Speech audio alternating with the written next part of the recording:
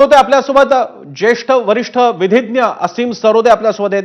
असीमजी, या कोरटकरला तेलंगणातून अटक झाल्याची माहिती आहे, मात्र एकीकडे त्याने मुंबई उच्च न्यायालयात जामिनासाठी अर्ज सुद्धा केलेला आहे। यापूर्वीचा तो फेटाळण्यात आला होता कोल्हापूरमधून। आता पुढची कारवाई कशी पाहता आपण?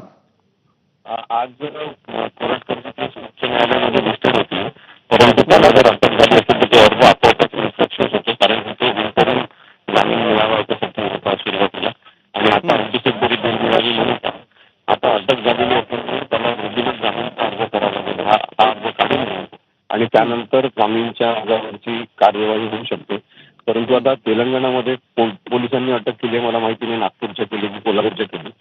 तर नागपूरच्या पोलिसांनी केली असेल तर तिथे तेलंगणाच्या पोलिसांकडे त्याची नोंद करावी लागेल आधी, आणि मग त्याला महाराष्ट्रात आणावं लागेल। महाराष्ट्रात त्याला कोल्हापूरच्या पोलिसांकडे सुपूर्द करण्याची प्रक्रिया करावी लागेल। त्याच्या आधी त्याची वैद्यकीय तपासणी झाली पाहिजे आणि पुढील सगळी कार्यवाही मग कोल्हापूरच्या न्यायालयामध्ये त्याला कोल्हापूरच्या न्यायालयात प्रोड्यूस करण्यात येईल।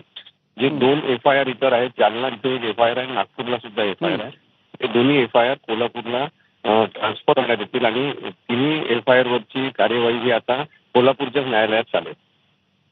धन्यवाद असीम, तुम्ही दिलेल्या या माहितीबद्दल। आताची मोठी बातमी आहे, छत्रपती शिवरायांचा अपमान करणारा आणि इंद्रजित सावंत, इतिहास अभ्यासक इंद्रजित सावंत यांना जीवे मारण्याची धमकी देणारा प्रशांत कोरटकर याला तेलंगणातून त्याच्या मुसक्या आवळलेल्या आहेत पोलिसांनी। मात्र यानंतर आता तेलंगणा पोलिसांकडे नोंद करून महाराष्ट्रात आणून त्यानंतर कोल्हापूर पोलिसांना त्याला सोपवणं आणि यापुढची कार्यवाही याबद्दलची आता प्रक्रिया सुरू झालेली आहे। दरम्यान प्रशांत कोरटकर दुबईला पळून गेल्याची जोरदार चर्चा होती, मात्र तो प्रत्यक्षात भारतातच तेलंगणात असल्याची माहिती आता समोर येते।